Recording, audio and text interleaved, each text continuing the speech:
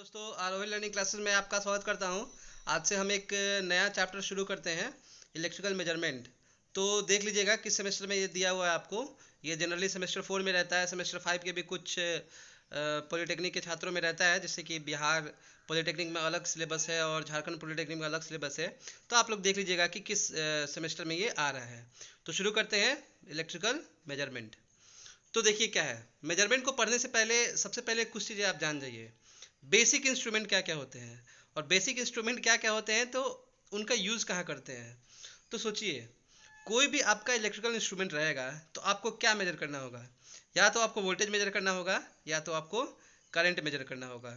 और अगर आपने वोल्टेज और करंट को मेजर कर लिया है तो सीधी बात है, पावर तो मेजर कर सकते हैं। V into I, P is equal to क्या होता है, वोल्टेज इंटू करंट होता है।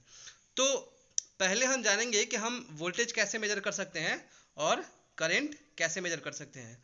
और वोल्टेज और करंट को मेजर करने के लिए हमारे पास अभी तक कौन कौन से इंस्ट्रूमेंट अवेलेबल हैं। इलेक्ट्रिकल वाले वोल्टेज कैसे मेजर करते हैं, इलेक्ट्रॉनिक्स वाले वोल्टेज कैसे मेजर करते हैं। ओके, तो हम जनरली हम क्या करेंगे, जितने भी इलेक्ट्रिकल इंस्ट्रूमेंट होंगे उसको बारी बारी से पढ़ेंगे। जितने भी बेसिक कॉन्सेप्ट हैं टोटल कवर करेंगे। ओके, आप लोग क्या कीजिए, आप लोग अभी से ही इस वीडियो को फॉलो कीजिए, और जो भी चीज़ें मैं बता रहा हूँ और जो भी इंपॉर्टेंट चीज़ें हैं उसको आप लोग नोट कीजिए, ये आपके लिए बेटर होगा। तो देखिए क्या है, तो इसलिए मैंने क्या किया है कि इसको पहले क्लासिफाइड कर दिया है। सबसे पहले दो ही चीज़ें हम मेजर कर सकते हैं, एक होता है वोल्टेज और दूसरा होता है करंट। तो वोल्टेज और करंट मेजर करने के लिए हमारे पास इलेक्ट्रिकल में कौन कौन से इंस्ट्रूमेंट अवेलेबल हैं और इलेक्ट्रॉनिक्स में कौन कौन से इंस्ट्रूमेंट अवेलेबल हैं। तो देखिए क्या दिया हुआ है। पहला दिया हुआ है पीएमएमसी इंस्ट्रूमेंट, दूसरा दिया हुआ है एमआई इंस्ट्रूमेंट, तीसरा दिया हुआ है ईएमएमसी इंस्ट्रूमेंट, और चौथा दिया हुआ है इलेक्ट्रोस्टैटिक वोल्ट मीटर। तो देखिए क्या है, आप नाम से अब तो मैं आपको नाम बता सकता हूँ कि permanent magnet moving coil instrument है, ये मूविंग आयरन इंस्ट्रूमेंट है। आप लोग घबराइए मत, सबको हम लोग बारी बारी से इसका पूरा का पूरा डिटेल्स पढ़ेंगे। ओके, ये मैंने बेसिक आपके लिए क्लासिफाइड कर दिया है। तो देखिए, एक छोटी सी बात, जितने भी आपके मेजरमेंट इंस्ट्रूमेंट हैं वो या तो वोल्टेज को मेजर करते हैं या तो करंट को मेजर करते हैं। लेकिन जो आपका वाट मीटर है, वाट देखिए क्या है, जैसे कि एमीटर है तो एमीटर से आप करंट नाप सकते हैं, वोल्ट मीटर है वोल्ट मीटर से आप वोल्टेज नाप सकते हैं। लेकिन वाट मीटर जो है, वाट मीटर का कोई अल्टरनेटिव नहीं है। जैसे पीएमएमसी आपका हो गया, मूविंग आयरन हो गया, ईएमएमसी हो गया, तो इन सब का अल्टरनेटिव इंस्ट्रूमेंट हमारे पास है। लेकिन वाट मीटर का अल्टरनेटिव इंस्ट्रूमेंट हमारे पास अभी तक नहीं है। तो यही मैंने लिखा हुआ है कि watt meter is called the king of meter. Watt meter is the king of meter because there are so many alternatives for measurement of voltage, current and frequency. Voltage को भी अलग इंस्ट्रूमेंट से मेजर कर सकते हैं, current को भी अलग इंस्ट्रूमेंट से मेजर कर सकते हैं, फ्रीक्वेंसी को भी कर सकते हैं, लेकिन पावर को नहीं कर सकते हैं। But there is no alternative for the measurement of power. यानी पावर को मेजरमेंट करने के लिए बस अभी तक हमारा एक ही बना हुआ है, वो क्या है, वाट मीटर है। और वाट मीटर का भी खैर अलग अलग टाइप आप पढ़िएगा जब मैं आगे सिलेबस को बनाऊंगा। जैसे 1 वाट मीटर हो गया, 2 वाट मीटर हो गया, 3 वाट मीटर हो गया।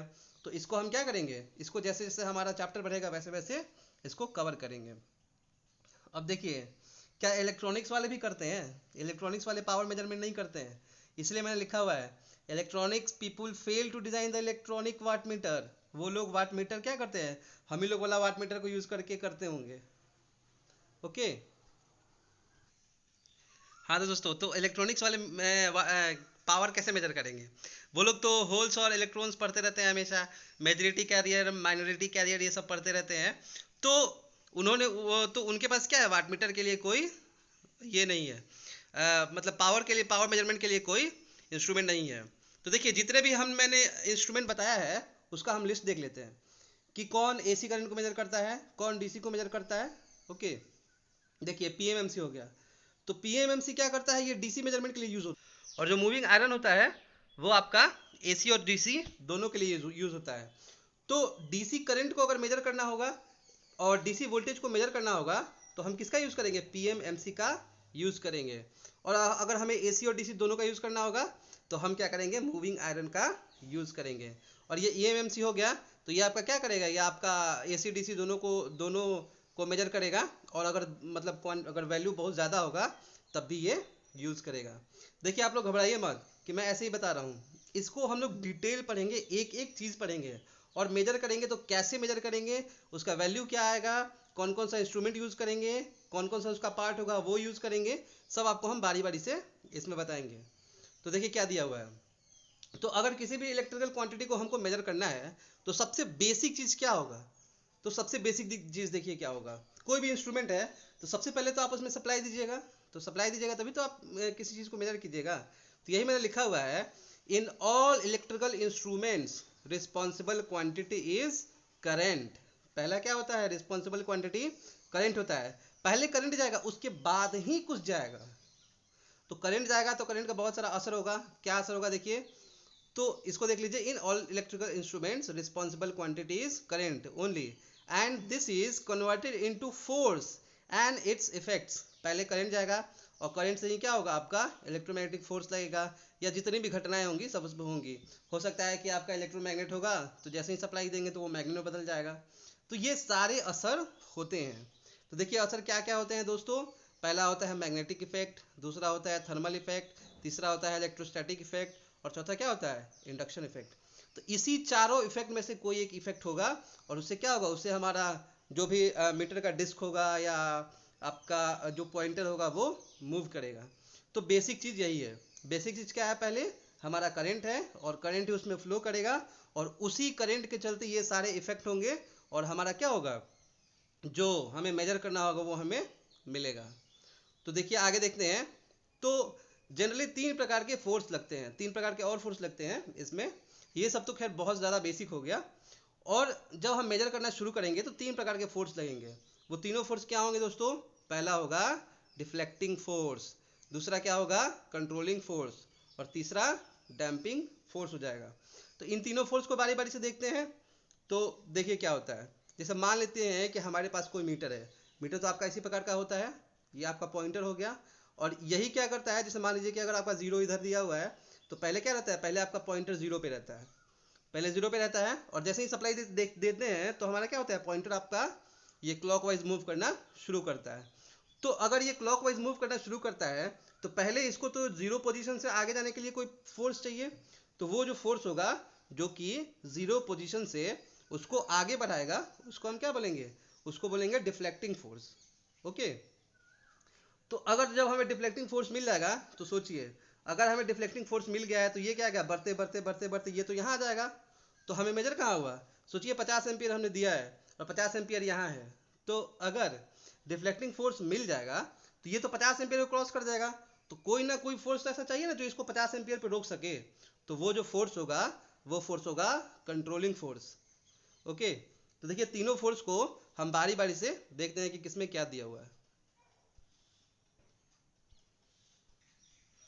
देखिए पहला फोर्स पढ़ते हैं। पहला क्या है, डिफ्लेक्टिंग फोर्स। तो मैंने पहले ही आपको बताया है कि जीरो पोजीशन से हमें क्या करना पड़ेगा, रीडिंग लेने के लिए पहले एक फोर्स चाहिए ताकि हमें कोई भी रीडिंग मिल सके। तो उस फोर्स को हम क्या कहेंगे, डिफ्लेक्टिंग फोर्स। देखिए क्या कहता है, कहता है it is the force required to move the pointer from its initial position by using any of the effect. कोई भी इफेक्ट हो जो मैंने आपको बताया था, ये चारों इफेक्ट, चाहे मैग्नेटिक हो, चाहे थर्मल हो, चाहे इलेक्ट्रोस्टैटिक हो और चाहे इंडक्शन हो। तो हम पार्टिकुलरली जब बारी बारी से इंस्ट्रूमेंट को पढ़ेंगे तो हम उसमें देखेंगे कि कौन सा इफेक्ट इसमें काम कर रहा है। ओके। तो देखिए ये कहता है कि it is the force required to move the pointer from initial position by using any of the effect. Initial position से जो पॉइंटर को मूव करवाता है उसको हम क्या कहते हैं, इस फोर्स को डिफ्लेक्टिंग फोर्स कहते हैं।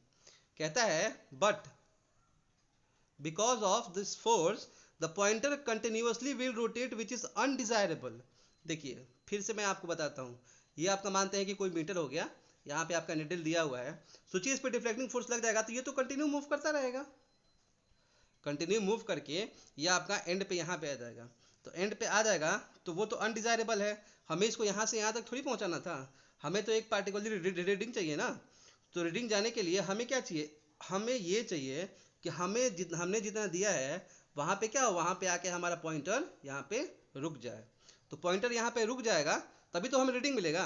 तो देखिए कहते हैं will rotate which is undesirable, so we need one more force which is opposite in direction to reflect deflection torque, it is called controlling torque.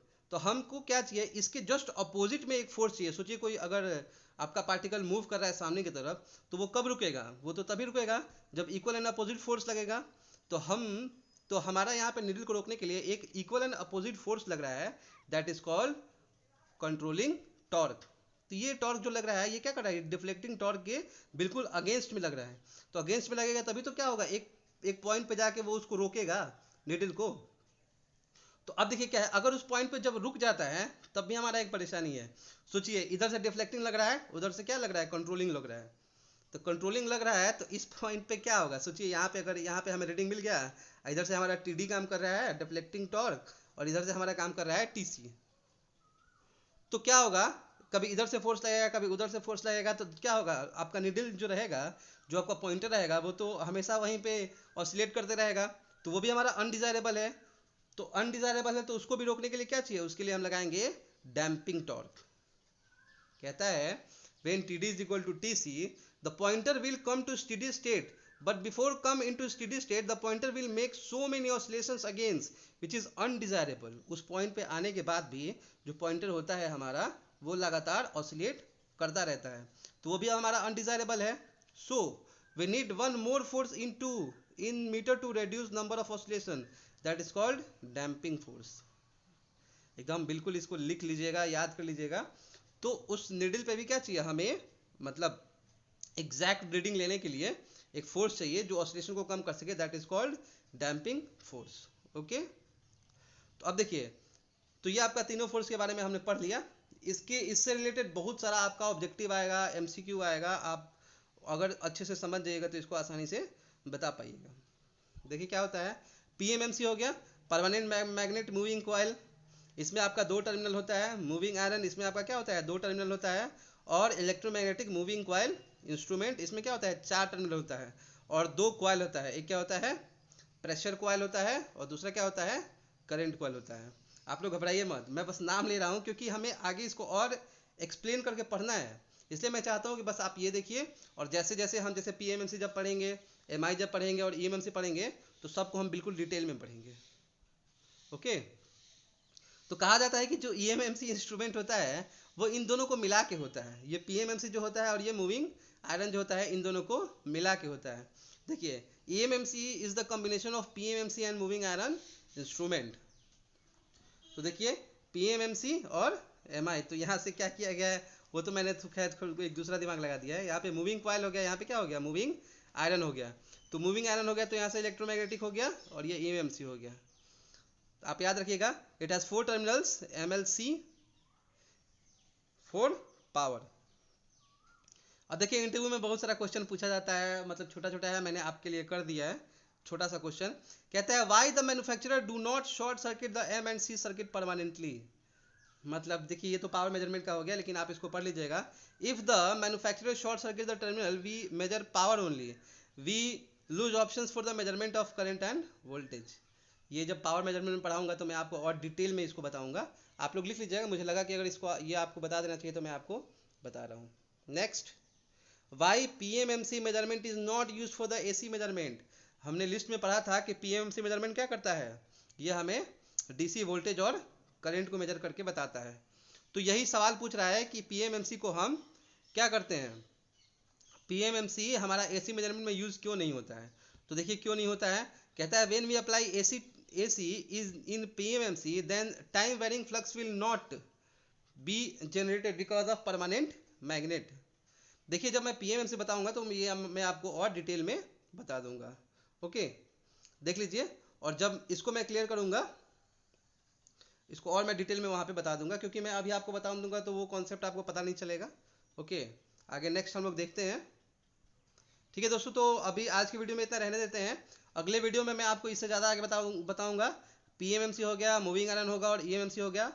देखता हूँ मैं कितने वीडियोस में इसको कवर कर पाता हूँ। अभी के लिए ठीक है, थैंक यू। आप लोग वीडियो को दोस्तों को मतलब शेयर कीजिए, लाइक कीजिए, और जो करना है कीजिए, ठीक है। लेकिन आप जान रहे हैं कि ऑडियंस रहेगा तभी वीडियो बनाने का दिल भी करता है, इसलिए प्लीज़ लाइक सब्सक्राइब और जितना फ़ायदा उठाना है उठाइए। ठीक है, ओके, गुड डे, बाय।